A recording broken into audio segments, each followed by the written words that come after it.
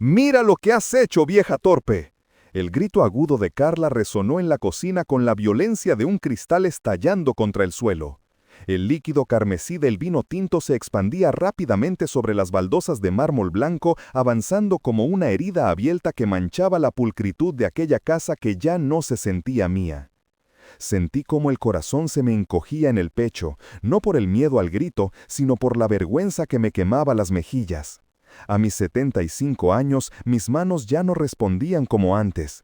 El temblor esencial, ese que el médico había desestimado como cosas de la edad, me había traicionado justo cuando intentaba servir la copa que mi nuera me había exigido con un chasquido de dedos. El aire se llenó del olor ácido del alcohol y del perfume caro y empalagoso que Carla usaba como una armadura. Lo siento mucho, hija, balbuceé, intentando mantener la compostura mientras buscaba con la mirada un trapo en la encimera. Mis ojos se llenaron de lágrimas, nublando la visión de los trozos de cristal esparcidos cerca de mis pies hinchados.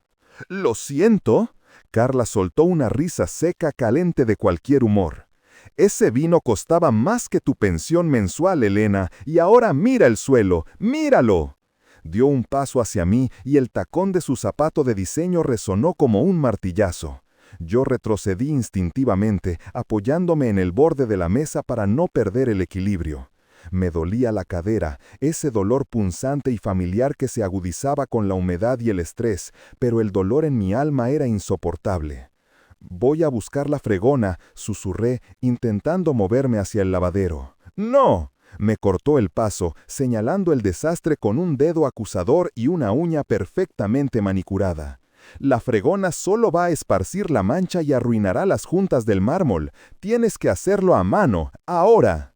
Me quedé paralizada. ¿A mano? Miré al suelo, luego a ella. Sabía que mis rodillas, desgastadas por décadas de trabajo y crianza, no soportarían el contacto duro contra la piedra fría. Ella también lo sabía. «Carla, por favor, mis rodillas», supliqué, con la voz quebrada, dejando de lado cualquier vestigio de orgullo.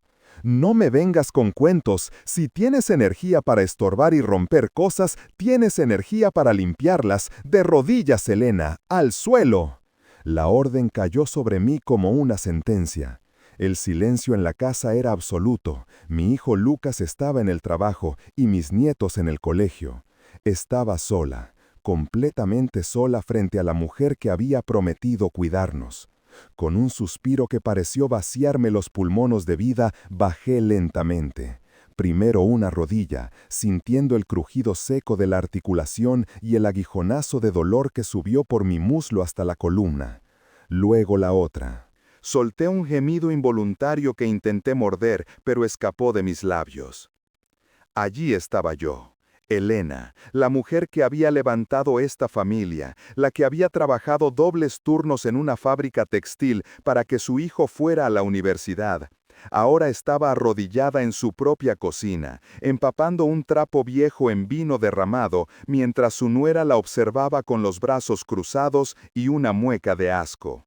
«Frota fuerte», ordenó Carla, pateando levemente mi hombro con la punta de su zapato. «Que no quede ni una mancha». Empecé a frotar. El frío del mármol traspasaba la tela de mi pantalón y se clavaba en mis huesos. Las lágrimas finalmente se desbordaron, cayendo sobre el vino, mezclando mi tristeza con el desastre. Me sentía pequeña, insignificante, una mota de polvo en la mansión de mi hijo. El dolor físico era agudo, pero la humillación era un fuego que me consumía por dentro. De repente, el sonido de la puerta principal abriéndose rompió la atmósfera opresiva. Pasos pesados y lentos se acercaron por el pasillo, el bastón golpeando rítmicamente el suelo. Tac, tac, tac. Roberto, mi Roberto. Carla no se movió, demasiado ocupada disfrutando de su pequeño reinado de terror. Yo no pude levantar la vista, la vergüenza me mantenía con la nariz pegada al suelo. Pero sentí su presencia en el umbral de la cocina. El silencio se transformó. Ya no era el silencio de mi sumisión, sino un silencio denso, cargado de una tormenta eléctrica. Levanté la mirada lentamente, con los ojos empañados. Roberto estaba allí, con su chaqueta de lana gris un poco gastada, y la bolsa del pan en la mano. Su rostro, surcado por las arrugas de 78 años de vida y risas compartidas, estaba pálido. Sus ojos, normalmente tiernos y cansados, estaban fijos en mí, arrodillada a los pies de Carla. Y luego se posaron en ella. Vi algo en la mirada de mi esposo que no había visto en 50 años de matrimonio. Una furia fría, absoluta y aterradora. La bolsa del pan cayó de sus manos. ¿Qué está pasando aquí?, preguntó Roberto, con una voz tan baja y gutural que hizo que Carla diera un paso atrás, perdiendo por primera vez su arrogancia. El tiempo pareció detenerse. Yo ahí en el suelo, con las manos manchadas de rojo, mirando al hombre que había jurado protegerme, mientras la realidad de nuestra vejez nos golpeaba con la fuerza de un tren de carga. ¿Cómo habíamos permitido esto sucediera? ¿En qué momento pasamos de ser los patriarcas respetados a ser estorbos humillados en nuestro propio hogar? Pero espera, ¿cómo llegamos hasta aquí? ¿Cómo es posible que yo, Elena Valdés, dueña legítima de esta casa y madre devota, terminara limpiando el suelo de rodillas mientras mi nuera me sonría con desprecio? Déjame contarte desde el principio, antes de que el vino y las lágrimas lo mancharan todo, cuando todavía creíamos que el amor de un hijo es incondicional. Todo comenzó hace apenas 6 meses, aunque parece que ha pasado una vida entera. Era una tarde de domingo, de esas luminosas y cálidas que huelen a café recién hecho y a bizcocho de naranja, mi especialidad. Nuestra casa, esta misma casa que ahora se siente como una prisión de mármol frío, estaba llena de luz. Roberto estaba sentado en su sillón favorito, leyendo el periódico y tarareando un bolero antiguo, mientras yo terminaba de poner la mesa en el jardín. Éramos felices en nuestra rutina. La casa era grande, sí, quizás demasiado grande para 2 ancianos, pero cada rincón guardaba un recuerdo. La marca en el marco de la puerta donde medíamos la altura de Lucas, el rosal que plantamos cuando cumplimos las bodas de plata, la cocina donde habíamos bailado tantas veces mientras se cocinaba la cena. Era nuestro refugio, nuestro patrimonio, el fruto de 40 años de sacrificios. Ese día, Lucas vino a comer. No vino solo con los niños como solía hacer, sino que trajo a Carla y una botella de champán. Desde el momento en que entraron, noté algo extraño en el aire. Lucas estaba nervioso, se aflojaba el nudo de la corbata constantemente y evitaba mirarme a los ojos. Carla, por el contrario, estaba radiante, elogiando excesivamente las cortinas, el jardín, la ubicación de la casa. «Mamá, papá, tenemos que hablar», dijo Lucas después del postre, tomando la mano de Carla sobre el mantel de hilo. Roberto dejó su taza de café y se ajustó las gafas, sonriendo con esa inocencia que siempre me había enamorado. Él adoraba a su hijo. Para Roberto, Lucas no podía hacer nada mal. «Dinos, hijo, ¿buenas noticias?», preguntó él.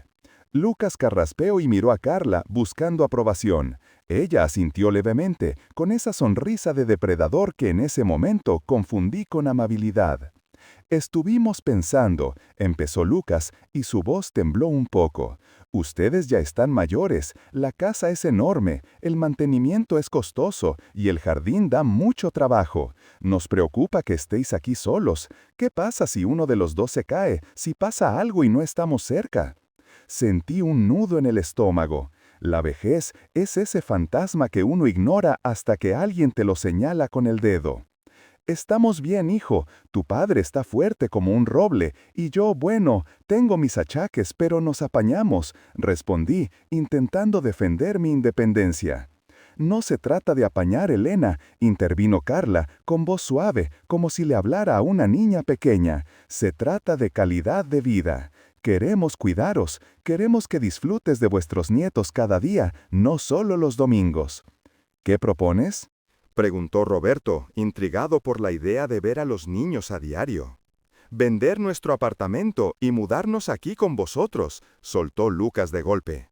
Haríamos unas reformas, modernizaríamos la casa. Nosotros nos encargaríamos de todos los gastos, de la limpieza, de la comida. Ustedes solo tendrían que relajarse y disfrutar. Sería como devolverles un poco de todo lo que nos habéis dado. Roberto me miró, con los ojos brillantes de ilusión. Él siempre había soñado con una casa llena de gente, como en su infancia. Yo, sin embargo, sentí un escalofrío que no supe identificar.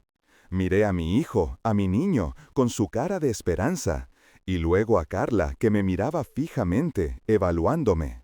«Sería una familia unida, mamá, como siempre quisiste», añadió Lucas, dándome el golpe de gracia emocional. Si hubiera sabido que esa frase era la llave de mi jaula, habría salido corriendo ese mismo día. Pero el amor de madre es ciego, y a veces esa ceguera es la que nos lleva al abismo. Aceptamos. Firmamos los papeles de la cesión de la propiedad 2 semanas después, creyendo que asegurábamos nuestro futuro, sin saber que estábamos firmando nuestra sentencia. Los cambios llegaron como una marea lenta y oscura, de esas que no ves subir hasta que el agua ya te llega al cuello y te impide respirar. Al principio fueron sutilezas. «Mamá, esa vitrina es muy antigua, acumula mucho polvo, mejor la bajamos al trastero». «Papá, tu sillón huele a tabaco viejo, desentona con la nueva decoración minimalista». Y así, poco a poco, nuestra historia fue desmantelada. El sillón de cuero donde Roberto había acunado a Lucas cuando tenía fiebre desapareció una mañana de martes. Lo vi desde la ventana, cargado en un camión de desechos. Roberto no dijo nada, pero esa noche, mientras dormía, su mano buscó la mía con una fuerza desesperada, como si yo fuera lo único que le quedaba de su propia vida. Nos trasladaron a la habitación de invitados, en la planta baja. «Es mejor para vuestras piernas, así no subís escaleras», dijo Carla con esa sonrisa de plástico que nunca llegaba a sus ojos. Pero la habitación era pequeña, orientada al norte, húmeda. El sol, que antes nos despertaba cada mañana en nuestro dormitorio principal, ahora era un lujo que pertenecía a ellos. En nuestro nuevo cuarto, el frío se colaba por las ventanas mal selladas, instalándose en mis huesos como un huésped indeseado. Muchas noches me despertaba el dolor sordo de la artrosis y al mirar a Roberto lo veía ovillado bajo una manta fina, tiritando en sueños. La ingratitud, descubrí entonces, no es un golpe seco, es una erosión constante.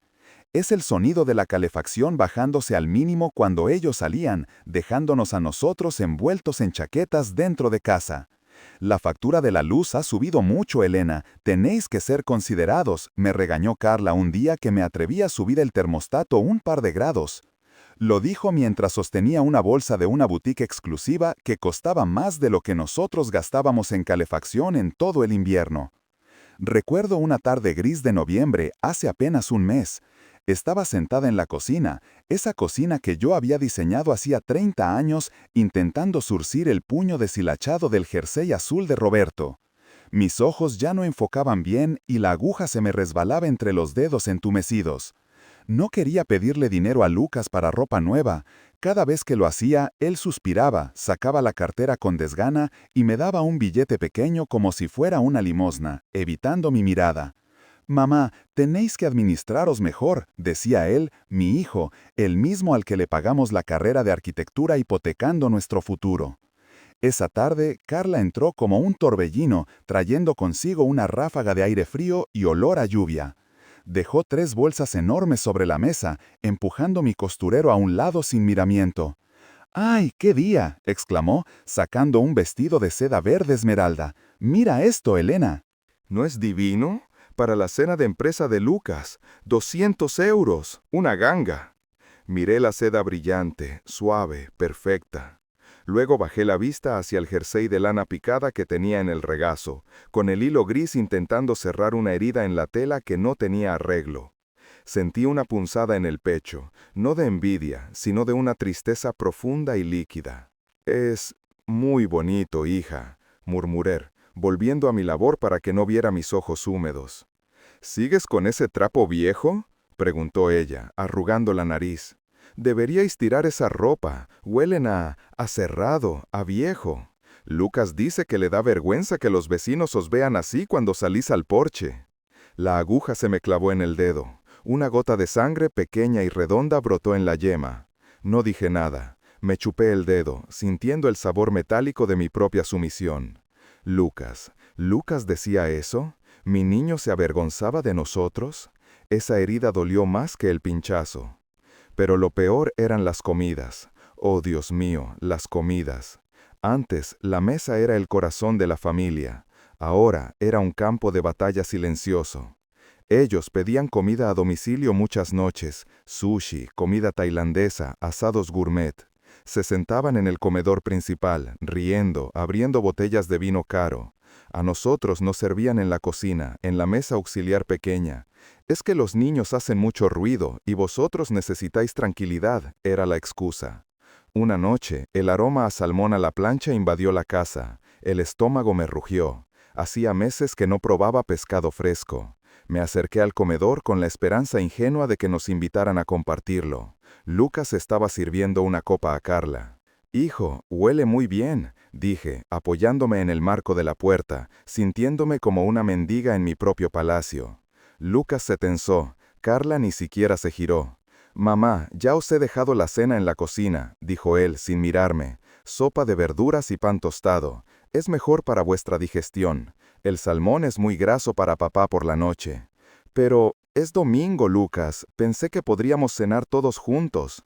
Mi voz era un hilo, una súplica vergonzosa. «Tenemos cosas que hablar de nuestras finanzas, Elena», cortó Carla, clavando el tenedor en un trozo jugoso de pescado.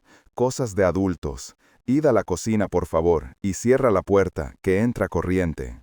Cerré la puerta, me di la vuelta y vi a Roberto sentado ante un plato de sopa aguada, con la mirada perdida en los azulejos.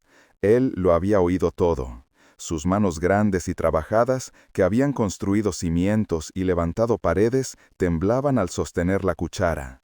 Se le cayó una lágrima dentro del plato, solo una, y siguió comiendo en silencio. Ese silencio de mi esposo fue el sonido más fuerte que he escuchado en mi vida. Fue el sonido de su dignidad rompiéndose. La dinámica se volvió insoportable. Nos convertimos en fantasmas. Si estábamos en el salón, ellos se iban. Si hablábamos, subían el volumen de la televisión. Nos volvimos invisibles, excepto cuando necesitaban algo. Una camisa planchada de urgencia, recibir un paquete, limpiar lo que la empleada del hogar había olvidado. Y así llegamos al día de hoy, a esta tarde maldita. Lucas me había pedido que preparara un aperitivo especial porque venían unos socios importantes antes de la cena. «Que todo esté perfecto, mamá, no me falles». Me lo dijo con esa presión en la voz que me hacía temblar. Pasé la tarde cocinando, de pie, ignorando el dolor de mis varices, queriendo ser útil, queriendo comprar un poco de su cariño con mi esfuerzo. Cuando Carla llegó y vio que había usado la vajilla buena, la que me regaló mi madre, estalló. Dijo que era anticuada, que no tenía clase. Me obligó a cambiarlo todo a última hora. Los nervios me traicionaron. El cansancio de 6 meses de humillaciones se acumuló en mis manos. Fue entonces cuando me pidió la copa de vino. No, no me la pidió, me la exigió. «Sirve tú, que no haces nada en todo el día». Y mis manos fallaron. La botella resbaló, el vino voló, y el mundo se tiñó de rojo y vergüenza. Ahora estoy aquí, de vuelta en el presente, con las rodillas clavadas en el mármol frío, frotando la mancha como si pudiera borrar también mis errores, mis decisiones, mi amor ciego de madre. El olor a vino me marea. Siento la mirada de Carla en mi nuca como un puñal. Pero entonces el silencio cambió. La puerta se abrió. Los pasos de Roberto. El bastón. Tac, tac. Levanto la cabeza. Mis ojos se encuentran con los suyos. Ya no veo al anciano derrotado que lloraba sobre la sopa. Veo al hombre con el que me casé. Veo al león que ha despertado porque han herido a su compañera. Su mirada recorre la escena. Yo en el suelo, el trapo sucio, la sonrisa cruel de Carla congelándose en su rostro. Roberto deja caer la bolsa del pan. No le tiemblan las manos. Se endereza y por un momento parece que ha crecido 10 centímetros. El aire en la cocina se vuelve denso, eléctrico. La humillación ha tocado fondo, y cuando tocas fondo, solo queda el impulso para subir o para explotar. Roberto no gritó. Hubiera sido más fácil si hubiera gritado, si hubiera estallado con la furia de un volcán, pero su reacción fue mucho más dolorosa. Avanzó hacia mí, ignorando completamente a Carla, como si ella fuera un mueble molesto en medio del pasillo. Sus zapatos pesados crujieron sobre los cristales rotos y el vino derramado, manchándose sin remedio, pero a él no le importó. Se agachó con dificultad, soltando el bastón que cayó con un ruido seco contra el mármol, y me ofreció sus 2 manos. Esas manos, grandes, llenas de manchas de la edad y temblores, pero que en ese momento eran las columnas más firmes del mundo. «Levántate, Elena», dijo. Su voz no era una orden, era un ruego impregnado de una dignidad rota. «No pises ahí, Roberto, vas a ponerlo todo perdido», chilló Carla, dando un paso atrás para proteger sus zapatos de ante. «Es increíble, ahora los 2 ensuciando. ¿Tenéis idea de lo que cuesta pulir este suelo?» Roberto me alzó. Sentí el esfuerzo en sus brazos, la tensión en su espalda, pero no me soltó hasta que estuve de pie, tambaleándome, con las rodillas empapadas en vino tinto que parecía sangre coagulada. Entonces, y solo entonces, se giró hacia ella. «Cállate», susurró. Fue un susurro tan cargado de desprecio que Carla parpadeó, atónita. Ni una palabra más sobre el suelo. Le pedirás perdón a mi mujer, ahora mismo. Carla soltó una risa nerviosa, incrédula. ¿Perdón? ¿Yo? ¿Elena ha roto una botella de 80 euros? Ella es la que debería pedirme perdón por ser tan inútil. En ese instante, la puerta principal se abrió de nuevo. Lucas. Mi hijo entró con el maletín en la mano y el nudo de la corbata ya deshecho, trayendo consigo el aire fresco de la calle, que chocó violentamente con la atmósfera viciada de la cocina. Vio el cuadro, su padre con el rostro desencajado, su madre manchada y temblando, su esposa furiosa. «¿Qué demonios pasa aquí?», preguntó, dejando el maletín sobre una silla. «Se oyen los gritos desde el jardín». «Tus padres, eso pasa». Carla se lanzó hacia él, adoptando instantáneamente el papel de víctima. «Tu madre ha destrozado la cocina y tu padre me ha mandado callar en mi propia casa. No puedo más, Lucas. Te lo dije esta mañana. Ya no aguanto ni un día más». Lucas nos miró. Busqué en sus ojos un rastro del niño al que yo curaba las rodillas rasguñadas, el joven al que consolé cuando le rompieron el corazón por primera vez. Pero solo encontré un muro de hielo, un cansancio irritado.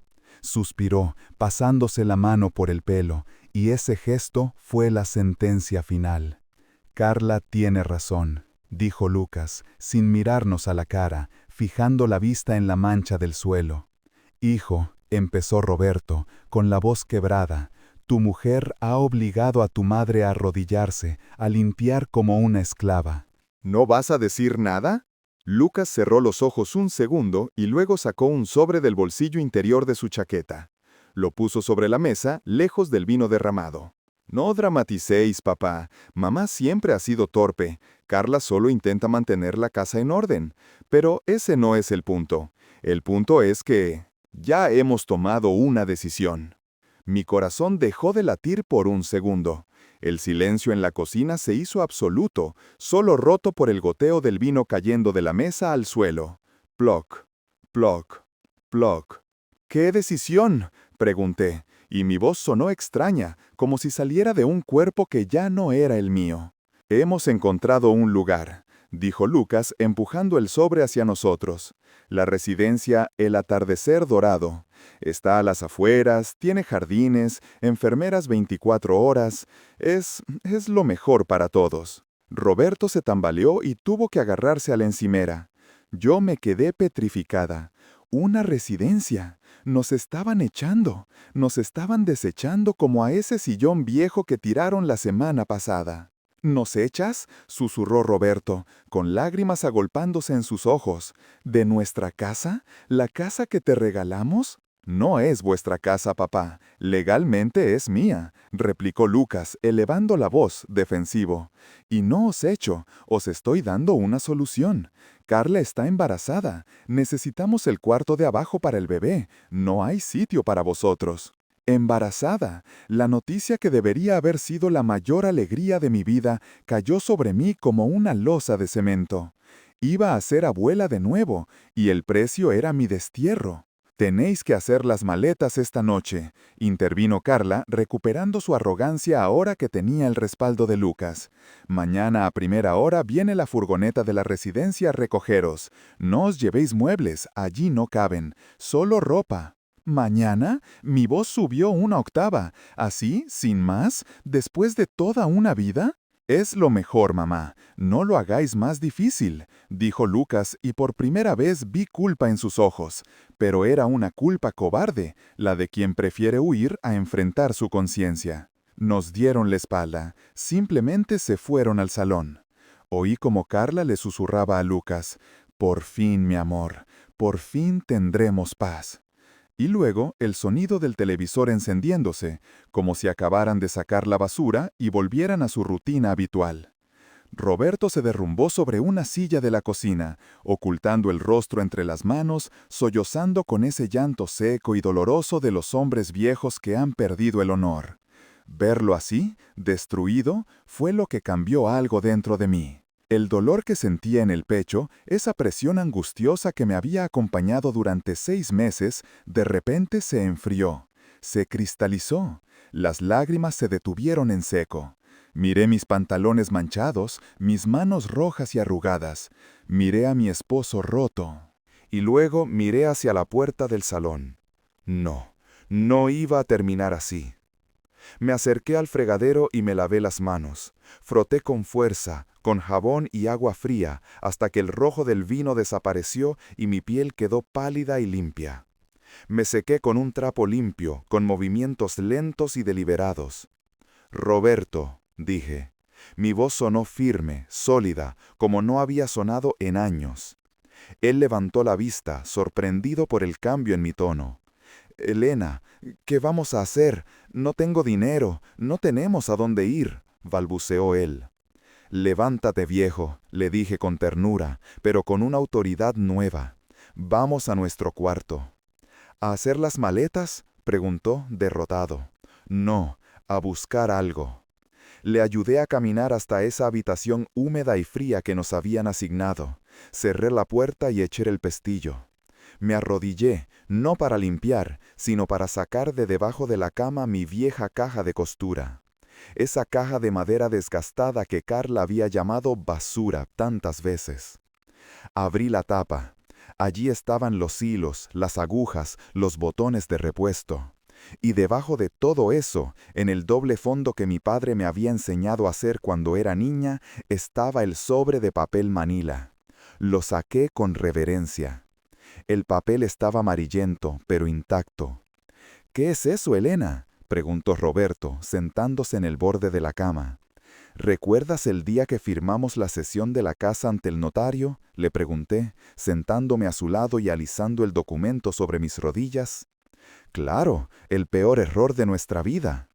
«¿Recuerdas que Lucas tenía prisa, que Carla estaba esperando fuera con el coche en marcha? ¿Recuerdas que el notario, don Anselmo, que en paz descanse, era viejo amigo de mi padre?»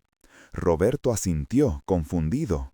Don Anselmo me llevó aparte un momento mientras Lucas firmaba los papeles del banco. Me dijo: «Elena, mujer precavida vale por 2», y me hizo firmar un anexo, un documento privado. Mis manos temblaron al abrir el pliegue. Mis ojos recorrieron las letras mecanografiadas hasta encontrar la cláusula que buscaba. Ahí estaba, clara, nítida, legal. Cláusula de revocación por ingratitud y maltrato. El donante se reserva el usufructo vitalicio y absoluto de la propiedad y el derecho a revocar la donación unilateralmente si se demuestra abandono, maltrato psicológico o intento de desalojo por parte de los donatarios. Roberto leyó por encima de mi hombro. Sus ojos se abrieron desmesuradamente. Me miró y vi cómo la esperanza empezaba a prender fuego en sus pupilas apagadas. «Elena, ¿esto significa...?» «Significa», le interrumpí, sintiendo una fuerza volcánica subir por mi garganta, «que esta casa sigue siendo mía mientras yo respire. Significa que nunca entregué la copia final al registro, porque don Anselmo me dijo que esperara por si acaso». Legalmente, la casa nunca dejó de ser nuestra, Roberto. Solo les dejamos creer que lo era. Escuché la risa de Carla al otro lado de la pared, en el salón. Se reía fuerte, victoriosa, celebrando su futuro sin los viejos estorbos. Me levanté, me quité el jersey remendado y saqué del armario mi blusa de seda, la única que me quedaba de mis tiempos buenos. Me alicé el pelo frente al espejo manchado de humedad. La anciana triste y sumisa había desaparecido. La mujer que me devolvía la mirada tenía fuego en los ojos. «¿Qué vas a hacer?», preguntó Roberto, poniéndose en pie, agarrando su bastón con una energía renovada. «Voy a llamar a tu sobrino, el abogado, y luego me giré hacia la puerta. Luego vamos a cenar, en el comedor, en nuestra mesa. Pero nos van a echar mañana».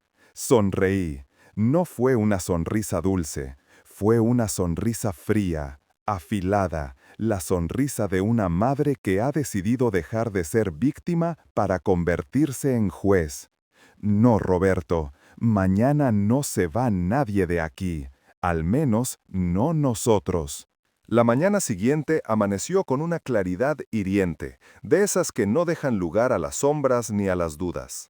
El sol de las 8 entraba por el ventanal de la cocina, iluminando las maletas de diseño de Carla y Lucas apiladas junto a la puerta, listas para un viaje que ellos creían que no harían. Carla tarareaba mientras revisaba su teléfono, bebiendo café en mi taza favorita, esa de porcelana blanca con bordes dorados, que mi madre me regaló antes de morir. Ella ni siquiera sabía su valor, para ella era solo un recipiente viejo. Roberto y yo entramos en la cocina. No llevábamos el pijama raído, ni la ropa de andar por casa. Yo vestía mi traje de chaqueta azul marino, el que usé en la boda de mi sobrina, y Roberto llevaba su mejor camisa, planchada con esmero la noche anterior, y sus zapatos lustrados, aunque las manos la temblaran al abrocharse los cordones. No traíamos maletas. Lucas levantó la vista del periódico, frunciendo el ceño. «Mamá, apá, ¿qué hacéis así vestidos? La furgoneta de la residencia llega en 20 minutos. Deberíais tener vuestras cosas listas. No estamos para desfiles de moda». «No hay maletas, hijo», dije. Mi voz salió suave, pero firme, como el cemento fresco que ya ha empezado a fraguar. «¿Cómo que no hay maletas?». Carla soltó la taza con un golpe seco sobre la mesa, haciendo tintinear la porcelana. Tuve miedo de que la rompiera, pero esta vez el miedo no me paralizó. «Vais a ir con lo puesto. Mira, no tengo tiempo para vuestros dramas seniles. Si no tenéis ropa, allá os darán batas». El timbre de la entrada sonó, un sonido largo y decidido. «Ahí están», dijo Lucas, poniéndose en pie y alisándose la chaqueta. «Vamos, cuanto más rápido sea esto, menos doloroso será». Roberto se apoyó en su bastón, irguiéndose cuán alto era. Me miró y asintió. Fui yo quien caminó hacia la puerta. Al abrirla, Lucas se quedó helado. No eran los enfermeros de El atardecer dorado. Era David, mi sobrino, con su maletín de cuero y una expresión grave que no admitía bromas. «¿David?», preguntó Lucas confundido. «¿Qué haces aquí? No te hemos avisado». «No, tú no», respondió David, entrando sin pedir permiso y pasando por el lado de su primo sin siquiera mirarlo. «Me llamó mi tía Elena anoche». David entró en la cocina y puso el maletín sobre la mesa, apartando con desprecio el bolso de marca de Carla. El silencio se hizo espeso, cargado de polvo y tensión. «¿Qué significa esto?», chilló Carla, sintiendo que el control de la situación se le escapaba entre los dedos manicurados. «Significa», dije yo, avanzando hasta ponerme al lado de mi esposo, «que ha habido un cambio de planes». David sacó el documento. El papel amarillento crujió en el silencio de la cocina. Lo puso frente a Lucas. «Léelo, primo». Lucas lo tomó con desgana, pero a medida que sus ojos recorrían las líneas mecanografiadas, su rostro fue perdiendo el color hasta quedar del tono de la ceniza. Se le aflojaron las piernas y tuvo que agarrarse al respaldo de la silla. Esto no puede ser válido, balbuceó, mirando a David con pánico. Es totalmente válido. Cláusula de revocación por ingratitud y maltrato psicológico. Además, la donación nunca se inscribió definitivamente en el registro porque faltaba la fe de vida anual que la tía Elena inteligentemente retuvo. Legalmente, esta casa nunca ha dejado de ser suya. Carla le arrebató el papel a Lucas, sus ojos moviéndose frenéticamente de un lado a otro. «¡Esto es una trampa! ¡Viejos mentirosos!», gritó, y su rostro, antes tan perfecto, se deformó en una mueca de odio puro. «¡Nos habéis engañado! Hemos invertido dinero aquí, hemos pintado, hemos cambiado los muebles». «Habéis tirado mis muebles», corrigió Roberto, golpeando el suelo con su bastón. El sonido retumbó como un trueno. «Habéis tirado mis recuerdos. Habéis humillado a mi mujer. Nos habéis tratado como basura en el hogar que construimos con nuestras manos». «Pero, mamá», Lucas intentó acercarse a mí, poniendo esa cara de niño arrepentido que tantas veces le había funcionado en el pasado. «Mamá, por favor, no podéis hacernos esto. Carla está embarazada. ¿Vais a echar a vuestro nieto a la calle?» Sentí una punzada en el corazón. El dolor de madre es un animal que nunca muere, solo duerme. Miré su vientre, luego sus ojos, y recordé mis rodillas en el suelo, recordé el vino, recordé la sopa aguada y el frío en la habitación de invitados.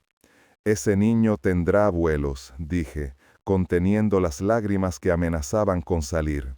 «Si vosotros se lo permitís, lo conoceremos y lo querremos. Pero esta casa ya no es vuestro hogar.